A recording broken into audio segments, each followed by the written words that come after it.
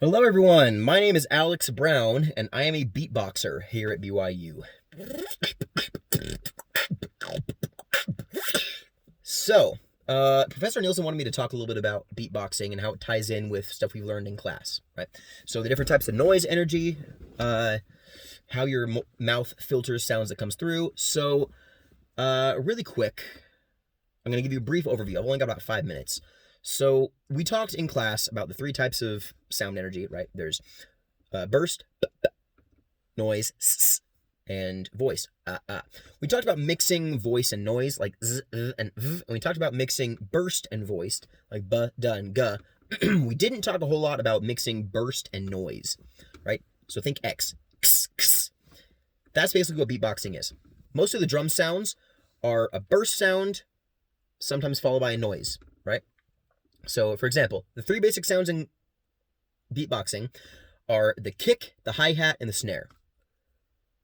The kick is a, the hi-hat is a, and the snare is a. So the kick is a B, just a B. The hi-hat is a TS, and the snare is a PF. That one's a little trickier because a P to F is a weird slide. It took some practice. And with those three sounds, you can make some cool stuff.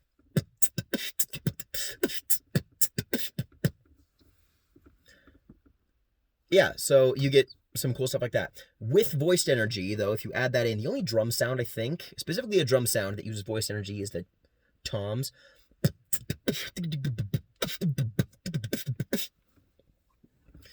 So just a dim dim dim, that sort of thing. Those sort of sounds. Outside of that, you can do a lot with the voice energy. I don't even want to call it voice energy. I want to take some liberty and call it vibrational energy, because there's more places in your throat that can vibrate than just your vocal cords. I'm going to rattle off some because I don't have much time. For example, your vocal cords, your tongue, your lips, your epiglottis, your false folds, and because they're in different parts of your throat, you can mix and match them, right? So I could vibrate my vocal cords and my epiglottis at the same time, an octave apart, and that's what they sound like. It sounds cool, like a robot. Same thing with, I could vibrate my regular vocal cords and my false vocal cords an octave apart at the same time. It sounds like this. Yeah. For those curious, there was a TikTok that went viral recently. This guy said, "Boy, she made freaking beans, what the heck?" That's how he made the sound. His regular vocal folds and his false folds are vibrating an octave apart.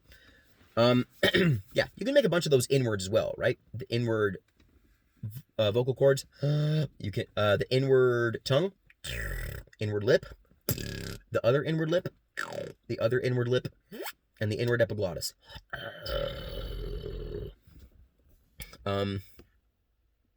Yeah, what was it? Oh, there's also your tongue, back of your tongue vibrating against the roof of your mouth when sucking in, like that. Now that's useful because we can mix that with that sound. We call it the zipper. If I were to mix that with that sort of thing, you have with the airflow starting and stopping, and it sounds like this.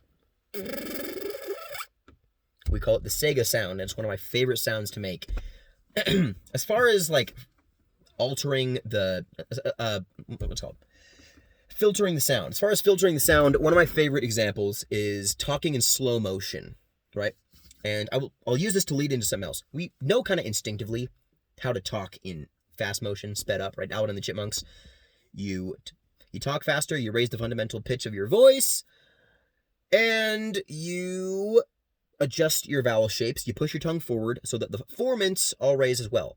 So instead of sounding like this, it sounds like this. And it sounds a little bit annoying and he talks a little kind of fast. It sounds like an animaniac or something. But that's how you do it, right?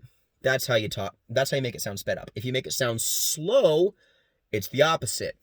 You have to talk slower. You have to drop the fundamental frequency down, which is fairly easy. But the hard part is figuring out a mouth shape that will lower all the formants as well.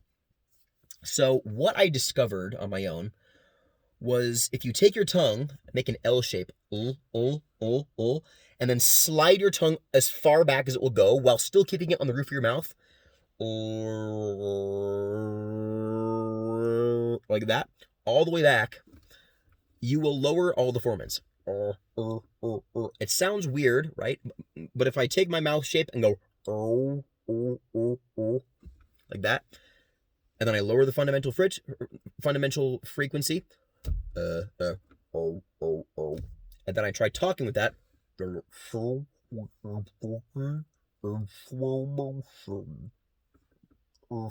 So that's just a cool little thing. Sometimes I'll do that on its own, but usually when I do that, I'm mixing it with other sounds. I'm sliding between that and the sped up one. Which sounds weird on its own, but that's how you make a record scratch. Throw in a magical little beatboxing word, ebida, and you get a record scratch. So that's just an example of how you can adjust the filter that your mouth is to get a different sound. That relies entirely on changing the formants and the fundamental frequency at the same time. The burst and noise energy make up a bunch of the drum sounds. Those sort of things. And yeah, that's a basic overview. I'm out of time. If you have questions or you want to know more, let me know. I can post a longer video on the GroupMe. So yeah, that's it.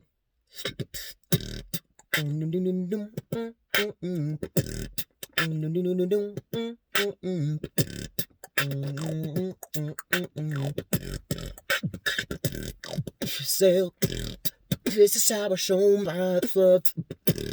I feel it in my mind beat. Flame it on my ADV, baby.